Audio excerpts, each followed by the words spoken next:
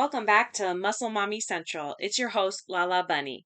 And I wanted to add some facts to the welcome video that I just made. So this is welcome video part two.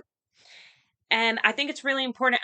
First of all, I don't like being caught wrong on the internet because everyone can just Google and fact check these days. So I want to be careful when I'm speaking, but I also wanted to honor the people that I mention and give them the correct amount of attention and respect.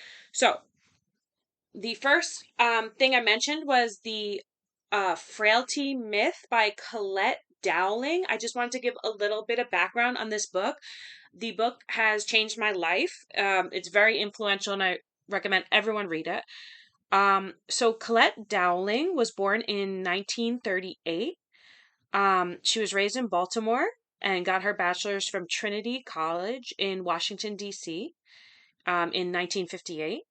And she has published 8 books, including The Cinderella Complex, an international bestseller translated into 23 languages. She has written essays and articles for the New York Times Magazine, New York, Harper's, and Esquire. So the book that I read, the Frailty Myth, I noticed there were 2 different covers, like 2 different editions of it. It was published in 2000, the year 2000. So it's 25 years old, the book, but it's incredible. There's facts in there that people just don't even know today. Facts about women and their strength and their ability at sports. And it's just absolutely an incredible book. So I noticed there were 2 different titles. So the first one was The Frailty Myth, Women Approaching Physical Equality. And the other one was The Frailty Myth, Redefining the Physical Potential of Women and Girls. So either edition, I assume they're the same. They just had different covers and slightly different titles. But it's definitely worth checking out. So props to Collette Dowling. She changed my life. Okay, number 2, the Highland Games. I mentioned the Highland Games. I just wanted to give it a little more attention. So I'm reading right off of Wikipedia here, which is it's in the comments, so I think that's fair game. But basically the Highland Games, if you haven't seen it on TV, I remember catching it on TV a little bit and the strongman competitions, but the Highland Games is so cool. So it's a competitive strength sport with events held in spring and summer in Scotland and several other countries with a large Scottish diaspora as a way of celebrating Scottish and Celtic culture, especially that of the Scottish Highlands. Certain aspects of the games are so well known as to have become emblematic of Scotland, such as the bagpipes, the kilt, and the heavy events, especially the stone put, Scottish hammer throw, weight over bar, caber toss, keg toss, and sheaf toss. Oh yeah, I saw them do so they literally throw a keg over this, like, usually it's a log. It might be a bar or a log. And people can throw kegs. I mean, it's crazy. This crazy event. It's awesome.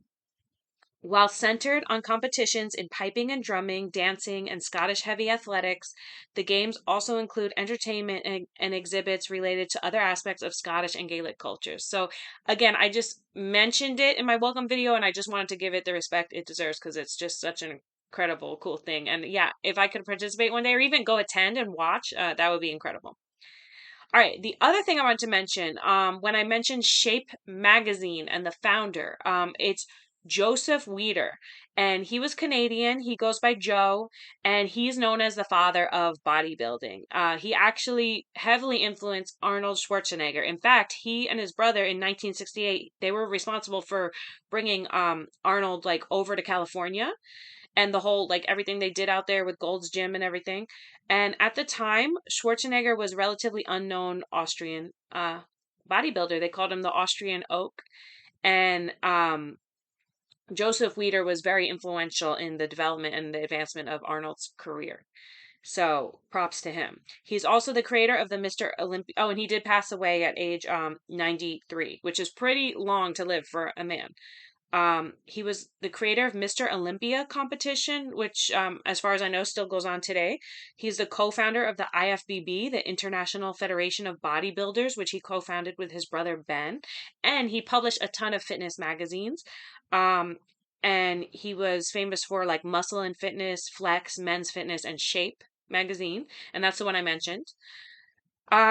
His legacy continues. Weider, this is interesting for his story. He began weight training in his teenage years in order to stand up to bullies, and he participated in his first bodybuilding contest at the age of 17. He built a set of barbells out of car wheels and axles, out of his family garage. So he didn't have weights at first. He built his own. That's how serious he was about it.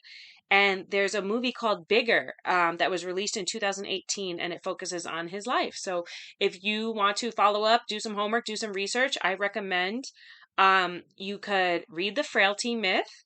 You could watch some video on the Highland Games, and you can also watch that movie Bigger, and you're going to learn a lot. So thanks for tuning in. I kind of like pairing the history. I just like knowing the background of things. Like there's this thread that goes throughout human history from the very first human existed to right now, and we're all connected, part of that. Um, so yeah, happy lifting. See you next time.